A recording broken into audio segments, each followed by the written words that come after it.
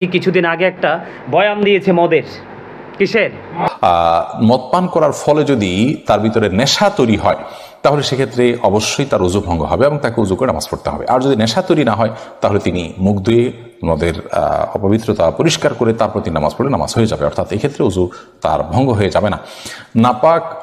কোনো হারাম ভক্ষণ করলে মানুষ নাপাক হয়ে যায় না, নাপাক হওয়ার সুনির্দিষ্ট কারণ। তো খলিফা হযরতে আলী রাদিয়াল্লাহু তাআলা আনহু বড়, আলী রাদিয়াল্লাহু তাআলা আনহু যা সাহাবাই কেরামদের এত মর্যাদা, এত পাওয়ার, এত সম্মান, গাউসে পাক থেকে ধরে পৃথিবীতে যত আল্লাহর ওলি পয়দা হবে প্রত্যেকটা আল্লাহর ওলিকে যদি একটা পাল্লায় তুলে দেওয়া হয়, আর সাহাবাই কেরামরা যে ঘোড়া ইউজ করেছে, ঘোড়ার খুরার নিচের 3 আঙ্গুলের 1 চিমটি মাটি যদি একটা পাল্লায় তুলে দেওয়া হয়, সাহাবীদের ঘোড়ার খুরার নিচের 3 আঙ্গুলের 1 চিমটি মাটির ওজন ভারী হয়ে যাবে। সুবহানাল্লাহ। সেই হযরতে আলী রাদিয়াল্লাহু তাআলা আনহু তিনি বলেছেন, হযরত আলী রাদিয়াল্লাহু তাআলা আনহু তিনি বলেছেন, কোন দরিয়ার মধ্যে যদি একটা ফোঁটা মদ পড়ে, এই দরিয়ার পানি শুকানোর পরে যদি মিনারা তৈরি করা হয়, আমি সেই মিনারায় দাঁড়িয়ে আজান দিব না। এই দরিয়ার পানি শুকিয়ে যাওয়ার পরে যদি সবুজ ঘাস জন্ম হয়, এই ঘাসগুলো আমি কোনোদিন আমার পশুকে খাওয়াবো না। মদটা এতটা নিকৃষ্ট। এদিক দিয়ে আল্লাহ কোরআনে কি বলেছেন? ইন্নামাল খামরু ওয়াল মাইসিরু ওয়াল আনসাবু ওয়াল আজলামু রিজসুম মিন আমালিশ শয়তান। মদ, জুয়া, মূর্তি, ভাগ্য গণনা এগুলো ঘৃণ বস্তু, শয়তানের কাজ। এখন শয়তান কি ইমানদারদের বন্ধু না শত্রু? শয়তান is the eternal enemy of the believers. Allah রাব্বুল আলামিন বলেছেন শয়তান মানুষের প্রকাশ্য দুশমন। তাহলে আমরা কি শত্রুকে ফলো করব? আল্লাহ নিজে বলতেছে, দেখো তাদের দূরদর্শিতা, তাদের কত অন্যায়, তাদের বক্তব্য কতটা ইমানের বিপক্ষে চলে যায়। তাদের বক্তব্য বনে প্রাণে যে বিশ্বাস করবে, আমি আমার দর্শক যারা আছেন, যারা আমার ভিডিও শোনেন, যারা আমার শত্রু, তাদেরকেও পায়ে ধরে বলবো, আপনারা আজকে হয়তো বুঝবেন না, আপনারা কিন্তু 2টা চোখ খাটার পরে ঠিকই বুঝবেন কত বড় যন্ত্রণার জায়গা আপনারা দাঁড়িয়েছিলেন। কথা ঠিক না? ঠিক কথা কি ঠিক না? এই যে তিনি মদকে বৈধ করতে চেয়েছেন, নামাজের মতো এত বড় পবিত্র, আল্লাহ রাব্বুল আলামিন বলছে না মদ কি নেশা জাতীয় জিনিস না? আল্লাহ রাব্বুল আলামিন কি নেশা করা অবস্থায় নামাজ পড়তে নিষেধ করছে না? কথা বলে না? নিষেধ করছে। তাহলে তোমার মতো শায়েক মদ খার, এতে কি হয়েছে জানো? তোমরা তো বোঝো না, আমরা এগুলো অবজারভেশন করি। এতে একটা মজার জায়গা হলো কি, উনি মানে যুব সমাজ যারা নেশার দিকে আসক্ত, উনি তাদের মনে একটু জায়গা করতে চেয়েছে। কি করতে চেয়েছে? তিনি তাদের মনে একটু জায়গা করতে চেয়েছে। কারণ তাদেরকে দিয়ে কিন্তু যেই কোনো লোককে শুট করানো যায়, তাদেরকে দিয়ে কিন্তু মাতাল করে যেই কোনো লোকের হাত কেটে নিয়ে যাওয়া যায়। তো ও তো বুঝতেছে না, ও তো সরল মনা মানুষ। এটা হচ্ছে তাদের একটা অপকৌশল। আরেকটা বক্তব্য হলো, উনি তো আজ সুন্নাহ ফাউন্ডেশন নাম দিছে। সুন্নাহ মানে কি? সুন্নাহ মানে হলো রাসূল শুরু থেকে শেষ পর্যন্ত আমাদেরকে যা কিছু দেখিয়ে গেছেন, এগুলোকে মনে প্রাণে বিশ্বাস করে বাস্তব জীবনে বাস্তবায়ন করার নামই হলো সুন্নাহ। সুন্নি জামাত মানি এটা। এখন তিনি আস-সুন্নাহ ফাউন্ডেশনের মানবিক কাজগুলো দেখেন, কোরআন হাদিসের কতটা বিপক্ষে। তিনি আস-সুন্নাহ ফাউন্ডেশন নামে সংগঠন তৈরি করে তিনি নারীদেরকে ঘর থেকে বের করে নিয়ে তিনি কর্মসংস্থানের ব্যবস্থা করে দিচ্ছে। নাউজুবিল্লাহ। আরে নাউজুবিল্লাহ বলেন না কেন? আবার ওনার সাথে যারা শিশু শায়েক আছে, কি আছে? শিশু কচি শায়েক আছে, দেখতে মোটা সোটা, কিন্তু আমার কাছে মনে হয় বিবেক একেবারে কচি। কি শিশু আমি তাদেরকে শিশু শায়েক বলি। এখনো কোরআন কিতাব ভালো করে বোঝার মানে তৌফিক তাদের আল্লাহ এখনো দেয় না। দিবে কোত্থেকে? দিবেও না আমার মনে হয় ইহু জিন্দিগিতে, কারণ তারা আসলেই মূলত রাসূল বিদ্বেষী। এই শিশু শায়েকগুলো ওনারা এটাকেও বৈধ বলে ঘোষণা দিয়েছেন। আর আল্লাহ কি কয়?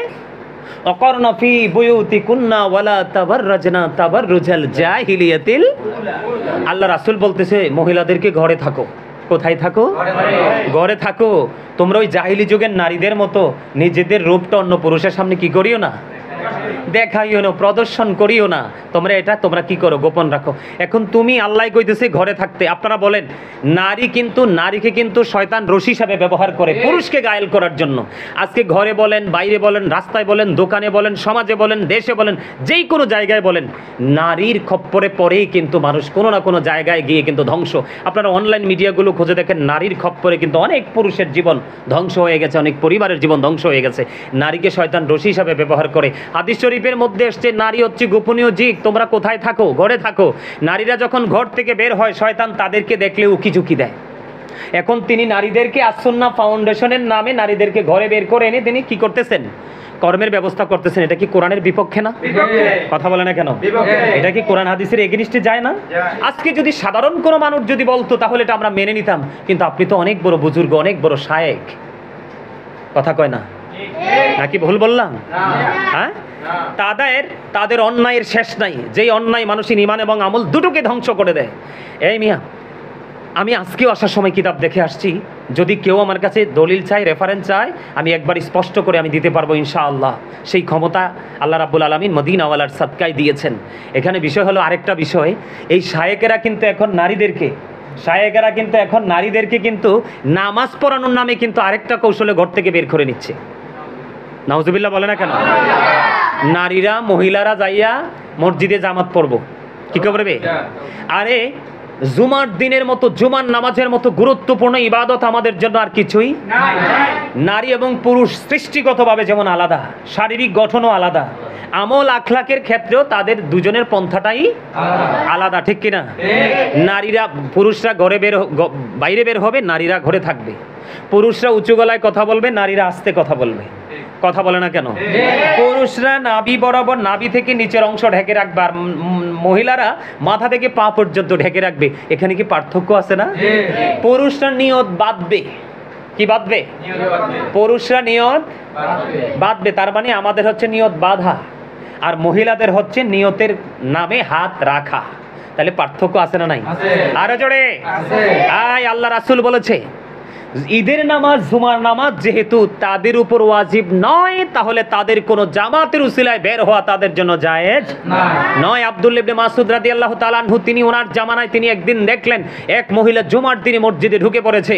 তখন আব্দুল্লাহ ইবনে মাসউদ রাদিয়াল্লাহু তাআলা আনহু তিনি সঙ্গে সঙ্গে ওই মহিলাকে ঘর থেকে, মসজিদ থেকে বের করে দিয়ে তিনি সঙ্গে সঙ্গে বলেছেন যে তোমার জন্য এই মসজিদ থেকে উত্তম হলো তোমার ঘরের অভ্যন্তর।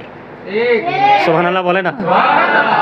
একজন নারী তার ঘরের বারান্দায় নামাজ পড়ার চাইতে উত্তম হলো তার ঘরের অভ্যন্তর। তার মানে তুমি বারান্দাও নামাজ পড়তে পারবা না, এটার চাইতে উত্তম হলো তোমার পার্সোনাল যে রুম, সেই রুমে নামাজ পড়া। ওসামা ইবনে যায়েদ রাদিয়াল্লাহু তাআলা আনহু থেকে হাদিস বর্ণিত, তিনি বলেছেন আল্লাহ রাসূল বলে গিয়েছেন, পৃথিবীতে পুরুষের জন্য নারীদের চাইতে আর কোনো ফিতনা, তিনি এর চেয়ে ভয়ঙ্কর আর কোনো অভিশাপ বা ফিতনা তিনি রেখে যায়নি। তাহলে আপনারা মনে করেন যেই নারী ঘর থেকে বের হয়, আর তারা তো ফিতনা, এই যে শায়েকরা ওরা কিন্তু ফিতনা। আমি যদি বলি বলবে আমি বড় কথা বলি বা আমি অহংকার করি। এই যে আমেরিকা থেকে, লন্ডন থেকে, পৃথিবীর বিভিন্ন দেশ থেকে, ইটালি থেকে, বাংলাদেশের বিভিন্ন জেলা থেকে হুজুর এই বিষয়ে কথা বলেন, হুজুর এই বিষয়ে কথা বলেন। অলরেডি আমি মহিলারা জামাত পড়তে পারবে কিনা, মহিলারা বাহিরে নামাজ পড়ার চাইতে তার ঘরে নামাজ পড়া 25 গুণ বেশি সওয়াব। আর জোরে আরেকটা মজার হাদিস, হযরত উম্মে হুমাইদ রাদিয়াল্লাহু তাআলা আনহা তিনি বলতেছেন, ইয়া রাসূলুল্লাহ, আমি আপনার পিছনে নামাজ পড়তে খুব পছন্দ করি। রাসূল সঙ্গে সঙ্গে বললেন, আমি জানি তুমি আমার সাথে নামাজ পড়তে খুব পছন্দ করো, কিন্তু তোমার আমার সাথে নামাজ পড়ার চাইতে উত্তম হলো তোমার ঘরে নামাজ পড়া। তাহলে আপনারা বলেন, এই সৃষ্টি জগতের মধ্যে আমার রাসূলের চাইতে দামি কে আছে? আমার রাসূলের চাইতে দামি সৃষ্টি জগতে আর কি কোনো সৃষ্টি আছে? কেউ নেই। আমার রাসূল বলে তুমি আমার সাথে নামাজ পড়ো না, তুমি তোমার ঘরের অভ্যন্তরে চলে যাও। ওদের কত বড় স্পর্ধা! ওরা নারীদেরকে বলে, আমি আমার মা বোনদেরকে বিনীত অনুরোধ করব, আপনারা হচ্ছেন ফুল।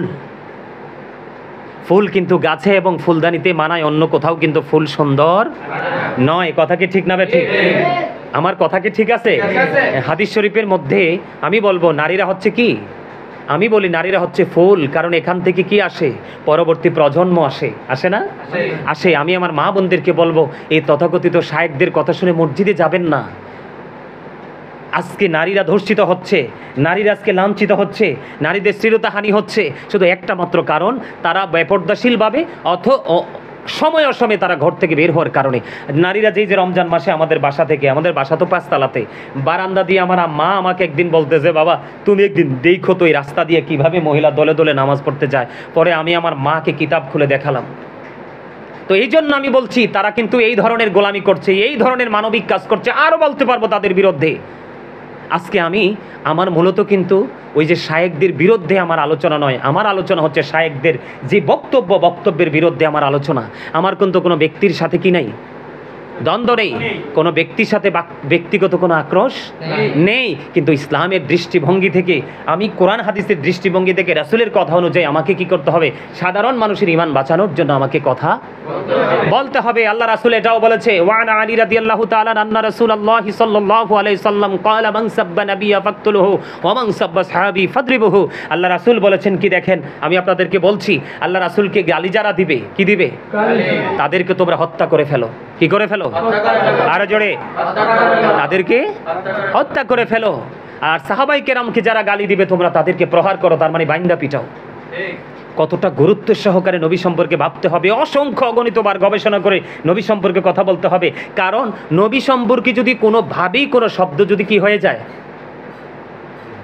নবীকে অবমাননাকর হয়ে যায়, নবীকে অসম্মানজনক হয়ে যায়, তাহলে ঈমান চলে যাবে। আপনার ঈমান নষ্ট হয়ে গেছে, আপনার এই আমল দিয়ে কোনো ফায়দা এখানে সবচেয়ে বড় বিষয় আমি যেটা বলছিলাম শুরু থেকে, আজকে আমার যে মূল বিষয়টা শুরুটা, সেই বিষয়টা হলো আল্লাহ রাসূল কি বলেছেন, কুনতু নাবিয়্যা ওয়া আদামু বাইনার রূহি ওয়াল জাসাদ। আল্লাহ রাসূল বলেছেন আমি ওই সময় নবী যখন আদম ছিল দেহ, রূহ এবং দেহের মাঝে। তার মানে I was a prophet when Adam was mixture of water and mud. জোরে জোরে আল্লাহু আকবার। রাসূল বলতেছেন, এখন যারা রাসূলের এই জবানকে, পবিত্র বাণীকে অস্বীকার করছে, তারা কিন্তু রাসূলের ইজ্জতে আঘাত, রাসূলকে অসম্মান করেছে। অসম্মান যারা করছে তাদের জন্য আমি ইংলিশে বলতে চাই, একটা হাদিস শরীফ বুখারী এবং মুসলিম শরীফের মধ্যে এসেছে। আর রাসূল বলেছেন, I have been order to fight against people until they testify that there is no good but Allah and that Muhammad sallallahu alaihi wasallam is the messenger of Allah, Bukhari and Muslim। তুমি ওই পর্যন্ত তার সাথে কি করতে হবে? যুদ্ধ চালিয়ে যেতে হবে। তোমাকে ওই পর্যন্ত তাকে এগেইনস্ট পার্টি মনে করতে হবে, যেই পর্যন্ত নাতে সত্যিকার অর্থে আল্লাহ ছাড়া কোনো মাবুদ নেই এবং আল্লাহর প্রিয় হাবিব, আল্লাহর প্রেরিত রাসূল মেসেঞ্জার হিসেবে এসেছে, এটা সে মনে প্রাণে স্বীকৃতি না দিবে। আমার সুবহানাল্লাহ কয় না কেন? আরে আরো জোরে। নবীর বিরুদ্ধে কথা বললে কি আল্লাহ সহ্য করে? আমার এখানে কিন্তু হাফেজ সাহেবরা আছেন, আমার কিন্তু আজকে কোনো টেনশন নাই। হাফেজ সাহেব ওয়ালিদ বিন মুগিরা যখন আল্লাহ রাসূলকে নিয়ে, রাসূলকে অসম্মান করলেন, রাসূলের ইজ্জতে আদর ধরে টান দিলেন, আল্লাহ কিন্তু একটা সেকেন্ডও দেরি করেনি। আল্লাহ বলেছেন উতুল্লিং বাদা যালিকা জানিম। আল্লাহ বলেছেন with all that he is a bastard. Allah রাব্বুল আলামিন ওয়ালিদ বিন মুগিরাকে বলছে তুই জারজ। কেমন রিয়াকশন হলো? অত্যন্ত চমৎকার। আমি আপনাদেরকে মনে করিয়ে দিতে চাই যে সূরা লাহাব যে নাজিল হয়েছে, শানে নজুল, ব্যাকগ্রাউন্ড, এটার আপনি শানে নজুল খুঁজে দেখেন। আল্লাহ রাসূলকে অপমান করতে দেরি, সম্মানে আঘাত করতে দেরি, আল্লাহ সূরা লাহাব পাঠাইতে দেরি করে নাই। সুবহানাল্লাহ বলে না কেন? সূরা কাউসারে যে আমরা হাউজে কাউসারের পানি খাইতে পাগল হয়ে রয়েছি, নবীর প্রেমিক হতে হবে, নবীর শুরু থেকে শেষ পর্যন্ত সবকিছু মানতে হবে, তাহলে আপনি নবীর মাধ্যমে হাউজে কাউসারের পানি পাবেন, না হয় নসিবে কিছুই জুটবে না। সূরা কাউসার কখন নাজিল হয়েছে? রাসূলকে যখন আবতার বলে রাসূলের ইজ্জতের চাদরে আঘাত করা হয়েছে, অসম্মান করা হয়েছে, সঙ্গে সঙ্গেই কিন্তু কি হয়েছে?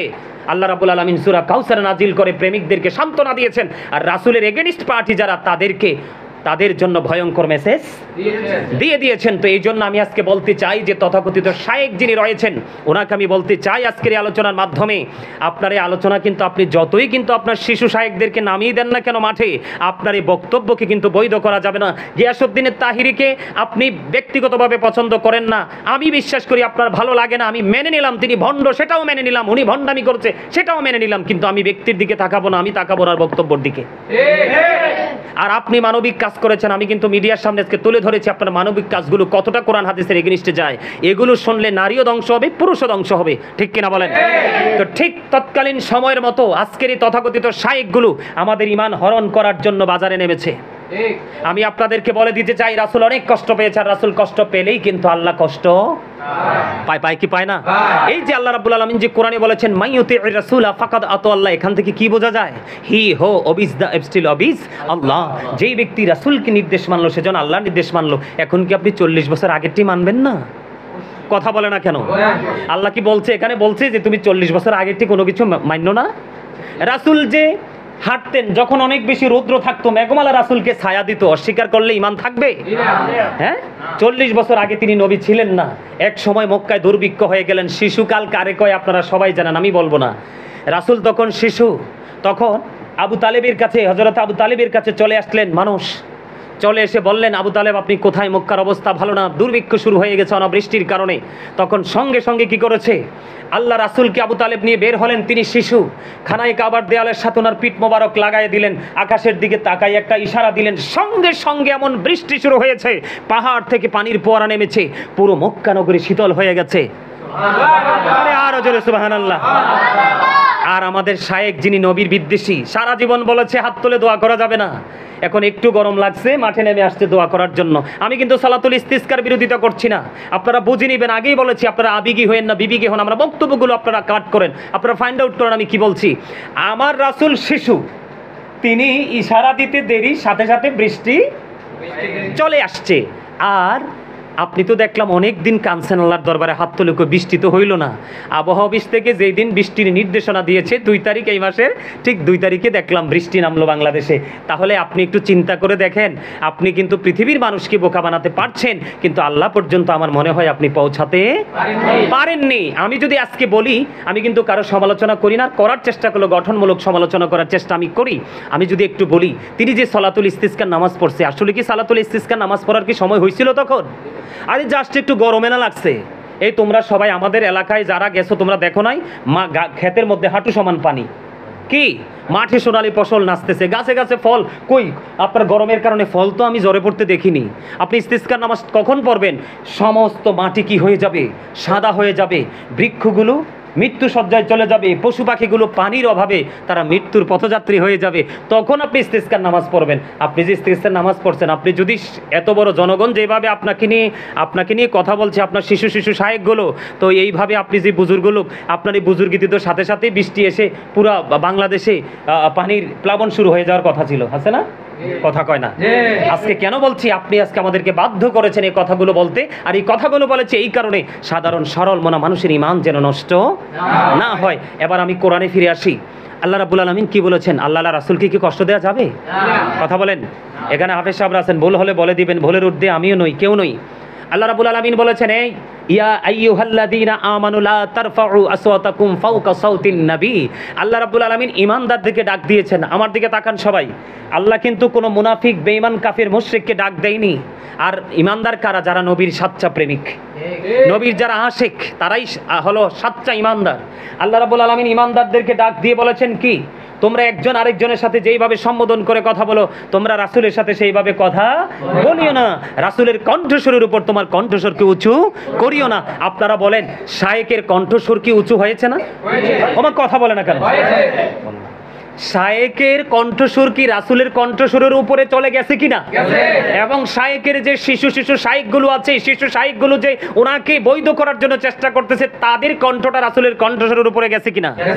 আল্লাহ ঈমানদারদেরকে সাবধান করেছে, কোনো বেঈমান, কাফের, মুনাফিকরে নয়।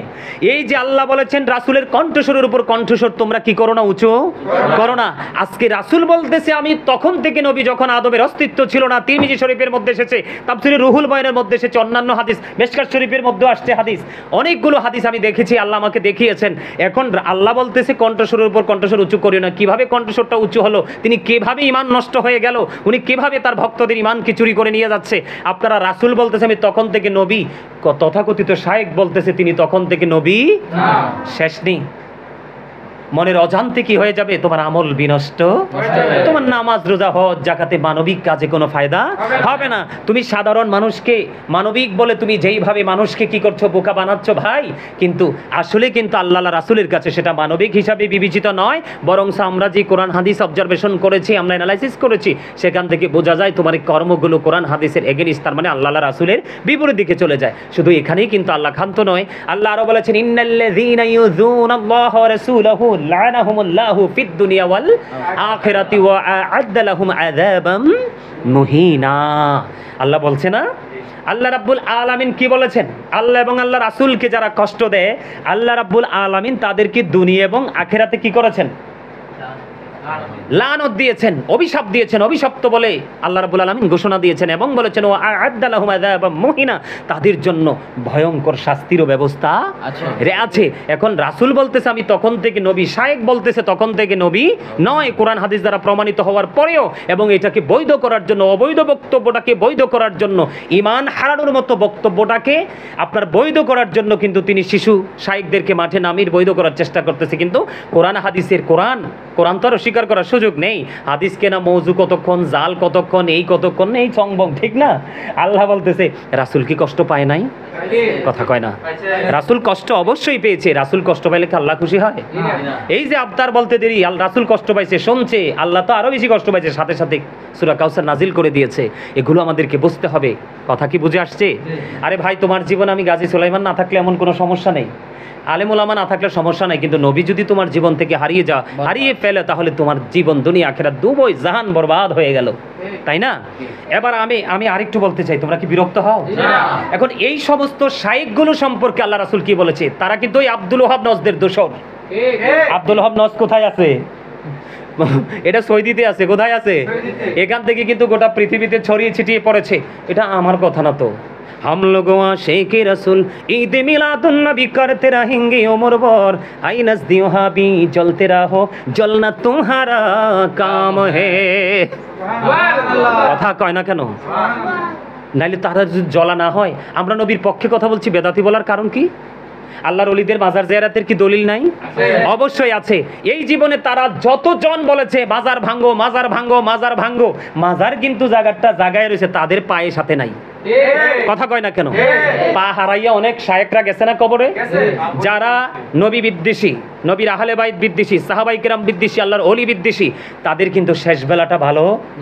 আপনারা একটু মুরব্বী বিবেচনাক্ষম ব্যক্তি আছেন, অনলাইন মিডিয়াতে এখনো আছে, আপনারা একটু তাদের ব্যাকগ্রাউন্ড একটু দেখে আসেন যে তারা শেষ বেলাটা কেমন ছিল। যে কইছে পা তুলছে তার পা শেষ, যে মুখ তুলছে তার মুখ শেষ।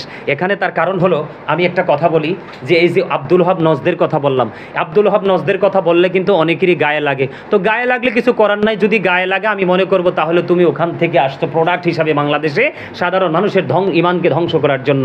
এখানে চমৎকার একটা হাদিস শরীফ আমি তোমাদেরকে শোনাই। হাদিসটি এসছে বুখারী শরীফের মধ্যে। হযরত ইবনে ওমর রাদিয়াল্লাহু তাআলা আনহু থেকে হাদিসখানা বর্ণিত। তিনি বলেছে রাসূল সাল্লাল্লাহু আলাইহি সাল্লাম একদিন দোয়া করতেছে, ফলো মি। আল্লাহ রাসূল কি করতেছে? দোয়া করতেছে, আল্লাহুম্মা বারিক লানা ফি শামিনা, আল্লাহুম্মা বারিক লানা ফি ইয়ামানিনা। এখন কিছু লোক এসে বললেন, ক্বালু ইয়া রাসূল আল্লাহ ওয়া ফি নাজদিনা। এবার রাসূলকে বলতেছে, হে আল্লাহ রাসূল, আপনি আমাদের নজদের জন্য একটু দোয়া করেন। কি করেন?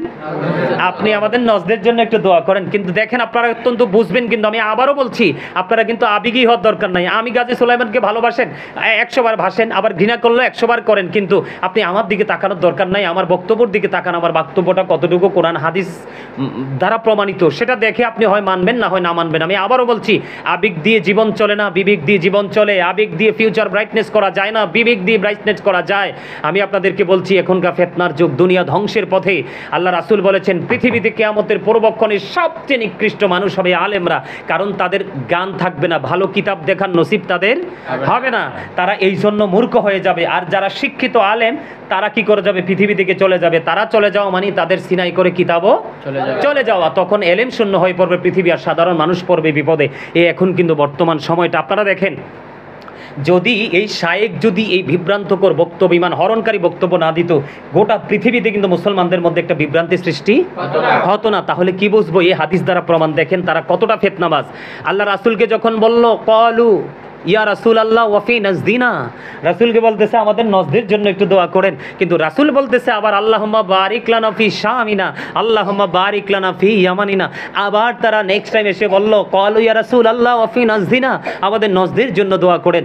দুইবার কিন্তু তারা অ্যাপ্লিকেশন কি করেছেন, কিন্তু রাসূল দুইবার এটাকে ইগনোর করেছেন, এটাকে অ্যাভয়েড করেছেন, রাসূল অ্যাকসেপ্ট করেননি। তৃতীয়বার আমার রাসূল বলেছেন, এখান থেকে ফিতনা বের হবে, এখান থেকে শয়তানের শিং বের হবে, এখান থেকে ভূমিকম্প বের হবে। তাহলে আপনারা বোঝেন, এখনকার যে তথাকথিত শায়েক এবং তাদের শিশু শায়েকরা যারা আছে, তারা কি, আপনারা কি মনে করেন এটা কি ফিতনা না? এটা কি গোটা মুসলিম জাতির জন্য, বিশ্বের জন্য কি এটা ফিতনা না? কথা বলে না? এটা কি আমাদের জন্য ফিতনা কিনা? আরে বলে না কেন সবাই? এটা কি আমাদের জন্য ফিতনা কিনা? আজকে আমাকে আমেরিকা থেকে ফোন দিয়ে বলতেছে, হুজুর এই বিষয়ে কথা বলেন, সলিউশন চাই। মহিলাদেরকে তারা মসজিদে নামাজ পড়ার জন্য, জামাত পড়ার জন্য বের করে নিয়ে যাচ্ছে, হুজুর এই ব্যাপারে কথা বলেন, সলিউশন চাই। লন্ডন থেকে ফোন দিয়ে বলতেছে, ইটালি থেকে ফোন দিয়ে বলতেছে, আর মেসেজ তো শেষ নাই। বিভিন্ন জায়গা থেকে মানুষ বলতেছে। আজকে বাংলাদেশের বিভিন্ন জায়গা থেকে কয়েকটা ব্যাংকের অফিসারের সাথে কথা হলো এই বিষয়গুলো নিয়ে, শুধু এই বিষয়গুলো নিয়ে কথা। আজকে আপনাদের সরল মনা মানুষ যারা, আপনাদেরকে আমি বলতে চাই, আসলে কি এগুলোকে ফিতনা না? আজকে তারা বিভ্রান্তি সৃষ্টি করতেছে আর আমরা সমাধানের জন্য কথা বলতেছি। এখন যারা বিবেকী তারা কিন্তু বিবেচনা করতেছে, আর যারা বিবেকবান হতে পারেনি তারা কিন্তু কি করেনি, তারা সমালোচনা করতেছে। আরে ভাই, আমার সমালোচনা করো, সমস্যা নাই, কিন্তু এই সমালোচনা যদি নবীর বিপক্ষে চলে যায় তাহলে কিন্তু তোমার তো দুনিয়াও শেষ, আখিরাতও শেষ। কারণ তোমরা চিন্তা করবে যে হুজুর এই কথাটা নিয়ে কেন ইমান চলে যাবে? তোমার মূল ইমানই হচ্ছে রাসূল। কি তুমি সবই মানলা, রাসূলের পরিপূর্ণতা কি তুমি মানতে পারলা না? তুমি ইমানদার হতে পারলা না। তাহলে কি করতে হবে এখন? এই যারা ফিতনা সৃষ্টি করতেছে তাদের সম্পর্কে তথ্য হলো তোমাদেরকে বলছি, দেশ ও প্রবাস থেকে যারা শুনবেন এবং শুনছেন সবাইকে আমি বলতে চাই, ও ইয়াহুম লা ইউদিল্লুনাকুম ওয়া লা ইফতিনুনাকুম, তোমরা তাদের থেকে দূরে থাকো, তাদেরকেও তোমাদের থেকে দূরে রাখো, কেননা তারা যেন তোমাদেরকে ফিতনায় ফেলতে না পারে, পথভ্রষ্ট করতে না পারে। কথা কি বুঝে আসছে?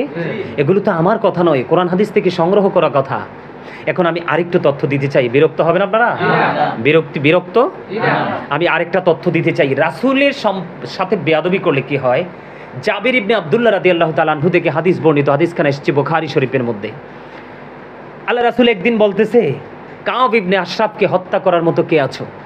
মোহাম্মদ ইবনে মাসলামা দাঁড়িয়ে গেলেন, ইয়া রাসূলুল্লাহ, আপনি কি চান তাকে হত্যা করতে হবে? রাসূল বলতেছে, হ্যাঁ, তাকে হত্যা করতে হবে। কেন হত্যা করতে হবে? কারণ সে আল্লাহ এবং রাসূলকে কষ্ট দিয়েছে। তখন তিনি কি করলেন? আরো 2 সঙ্গীকে নিয়ে তাকে হত্যা করে ফেললেন। সুবহানাল্লাহ, আলহামদুলিল্লাহ। বুখারী শরীফের হাদিস। আপনারা কেউ যদি এটাকে ফাইন্ড আউট করতে চান আমাকে ফোন দিতে পারেন, কল করতে পারেন, অথবা আমার যে পেজ যারা চালাচ্ছে তাদের সাথে যোগাযোগ করতে পারেন, আমি একবারে রেফারেন্সও দিয়ে দিব।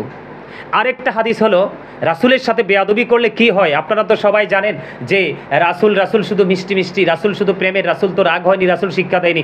আরে ভালো করে পড়াশোনা করে দেখেন, রাসূলের মধ্যে দুটোই ছিল। ওই যে আমি বলেছি, আমি কি বলেছি, শাহিদা ওয়া মুবাশশিরা ওয়া নাযীরা, বলছি নি? কয়টা ওয়ার্ড? কয়টা? 3টা। সাক্ষী হিসাবে এসেছে, সুসংবাদদাতা হিসাবে এসেছে, এবং নাযীরা, ভয় প্রদর্শক হিসাবেও তিনি আসছে। বুঝতে হবে তো, আপনি যদি না বুঝে যদি কথা বলেন তাহলে তো আর হবে না, তাই না? আলোচনা কি লম্বা হয়ে যাচ্ছে? আর একটু করব? বিরক্ত হইলে কিন্তু করব না। এবার আবু রাফে নামক ইহুদির কাছে পাঠালেন, তিনি বসবাস করতেন হিজাজে। কোথায়? হিজাজে বসবাস করতেন। আব্দুল্লাহ ইবনে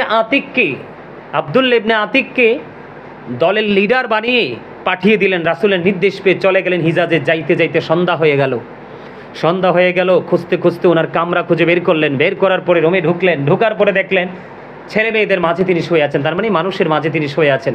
তখন আব্দুল্লাহ ইবনে আতিক রাদিয়াল্লাহু তাআলা আনহু আবু রাফে নাম বলে ডাক দিলেন। ডাক দেওয়ার পরে তিনি বললেন, কে আমাকে ডাকছে? কে আমাকে ডাকছে? এই কথা বলতে দেরি আব্দুল্লাহ ইবনে আতিকের রাদিয়াল্লাহু তাআলা আনহুর চিন্তা ছিল যে শব্দটা যদি ইউজ করি তাহলে যে সাড়া দিবে সেই আবু রাফে। তখন সাথে সাথে তিনি গিয়ে তরবারি দিয়ে তাকে হত্যা করে ফেললেন। আলহামদুলিল্লাহ বলে না কেন? আরে আরো জোরে, আর একটু মহব্বতে। হযরতে আনাস রাদিয়াল্লাহু তাআলা আনহু থেকে হাদিস বর্ণিত, হাদিসখানে এটাও এসেছে বুখারী শরীফের মধ্যে। একজন খ্রিস্টান, তিনি খ্রিস্ট ধর্ম তিনি ত্যাগ করে তিনি মুসলমান হলেন। হওয়ার পরে তিনি কি করলেন? সূরা বাকারা, সূরা আল ইমরান তিনি তেলাওয়াত করলেন। তারপরে তিনি রাসূলের ওহী লেখার দায়িত্ব পেলেন। তিনি আবার পরক্ষণে তার ধর্মে ফিরে গেলেন। যাওয়ার পরে এবার শুধু মানুষের কাছে বলতেছে ঘুরে ঘুরে যে নবী মুহাম্মদ তো আমি যেইটুকু লিখে দিতাম সেইটুকুই জানতো, আর বেশি কিছু জানতো না। জোরে বলেন না নাউজুবিল্লাহ। কি নবী মুহাম্মদ আমি যেইটুকু লিখে দিতাম সেইটুকুই জানতো, তার বাইরে কিছুই জানতো না। নবীর দুশমন হলে, নবী বিদ্বেষী হলে তাদের কিন্তু বিবেক মরে যায়। কি মরে যায়? বিবেক মরে যায়। সে তো রাসূল বলার পরেই তো সে লেখছে, ওহী তো আর তার কাছে আসে নাই। কথা বুঝতে হবে কিন্তু সবাইকে, হাদিস শরীফের মূল মর্ম কি? ওহী কিন্তু আসছে কার কাছে? সরকারি মদিনার কাছে এসেছে। রাসূলের কাছে আসার পরেই তো রাসূল তাকে বলছে, বলার পরেই তো লেখা হয়েছে। এখন তুমি কিভাবে বললা যে আমি যেটুকু লিখে দিতাম সেটুকুই জানতো, তার বেশি জানতো না? এখন আল্লাহ তো অনেক বেশি রাগ হয়ে গেলেন। মানে এই কথা বলতে বলতে তখন আল্লাহ রাব্বুল আলামিন একদিন তার মৃত্যু দিলেন। মৃত্যু দেওয়ার পরে সে মৃত্যুবরণ করলো। মৃত্যুবরণ করার পরে খ্রিস্টানরাও কিন্তু মুসলমানের মতো কিন্তু মাটি করে দাপন করে লাশ। তো দাপন করার পরে দিন চলে গেল, রাত চলে গেল, সকালবেলা গিয়ে দেখে তার লাশটা মাটির বাইরে পড়ে আছে। জোরে জোরে নাউজুবিল্লাহ। কোথায় পড়ে আছে? বাইরে পড়ে আছে। এখন ওই যে খ্রিস্টান তার ফ্যামিলি পরিবার, তার সঙ্গীরা ওই যেমন এখনকার দেখেন না, অবৈধ কাজ করার পরে, ইমান হরণকারী কাজ করার পরে শিশু শায়েকরা মাঠে নেমে গেছে এটাকে বৈধ করার জন্য। ওই আমাদের গিয়াসউদ্দিন আর তাহিরি সাহেব উনি বক্তব্য দিয়েছে, উনি চ্যালেঞ্জ করে দিয়েছে, ওনার অতীতকে টেনে এনেছে। আরে ভাই, আমি আবারও বলছি ওই ব্যক্তি দুইটাকে দেখার দরকার নেই, দেখার দরকার তাদের বক্তব্য, তাদের বিষয় কি, কথা বলেন ঠিক না বেঠিক?